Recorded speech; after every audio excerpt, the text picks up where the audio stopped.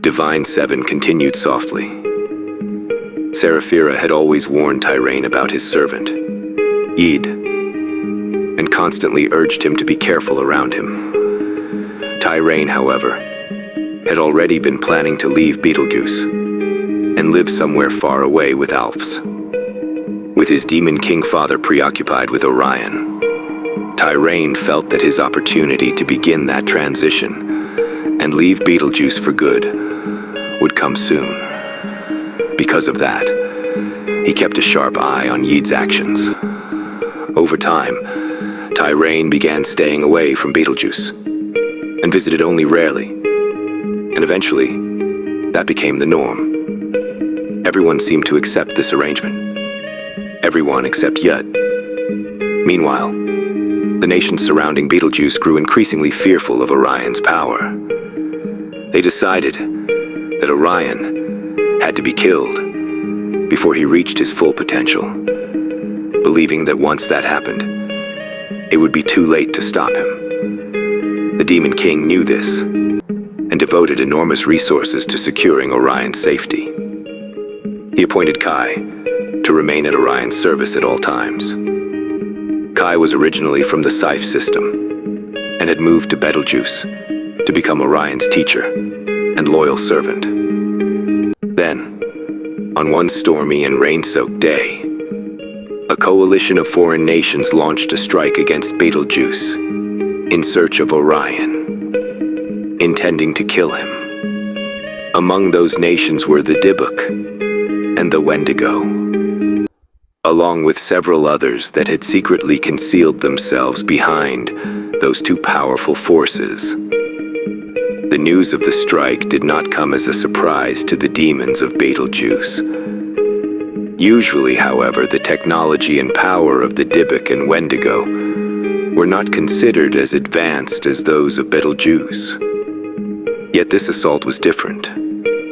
It was devastatingly powerful and alarmingly advanced. Millions of beings flooded the streets and cities of Betelgeuse, bringing chaos and destruction on a massive scale. The Demon King himself entered the battle alongside his son, Zytheris.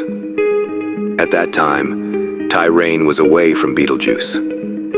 Under immense pressure, the Demon King ordered Seraphira to remain in the castle and protect young Orion.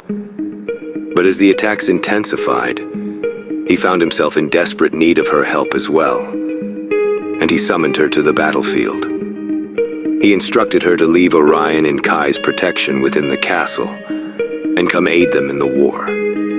So, within the castle, only young Orion, Kai, and a couple of mighty royal demons remained. Kai sensed that his lord, Orion, would soon be in grave danger if he did not act quickly, for he knew that the true purpose behind all of this was Orion's death.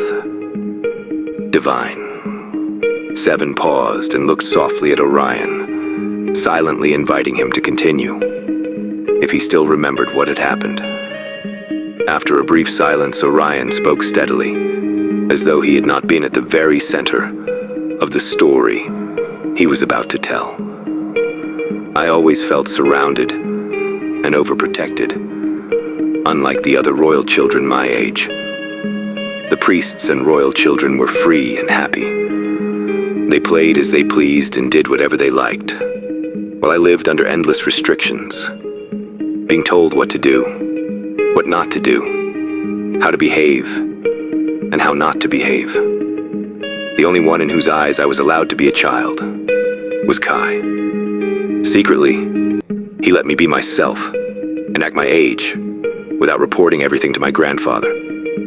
Kai had a close friend, a Jinn, who often helped him. The two of them were always eager to learn and explore, although I was very young at the time, and Kai was young too.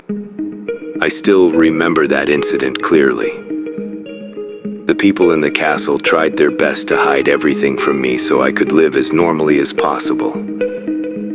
But when the strike began, I was told to stay in a chamber beneath the castle grounds. It was like a small cave underground. The air in that room stank, and there was no outside light, so I could never tell whether it was day or night. Kai and his Jinn friend, Ma, stayed with me.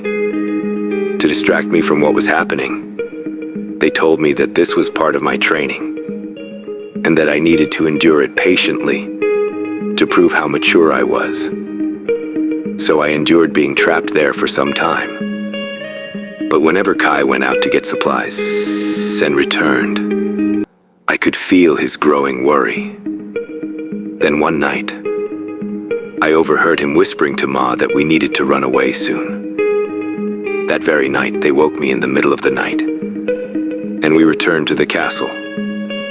Kai and Ma quietly gathered supplies while making sure no one noticed them.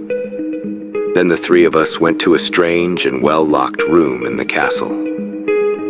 A room no one was allowed to enter without permission from the king or the highest priest. Oddly enough, Kai had managed to locate the key and opened the door. The room had no windows, and it felt deeply unsettling. In the middle of it, hidden beneath a rug, was a trapdoor in the floor. Kai pulled the rug aside and opened it. A terrible stench rose from below.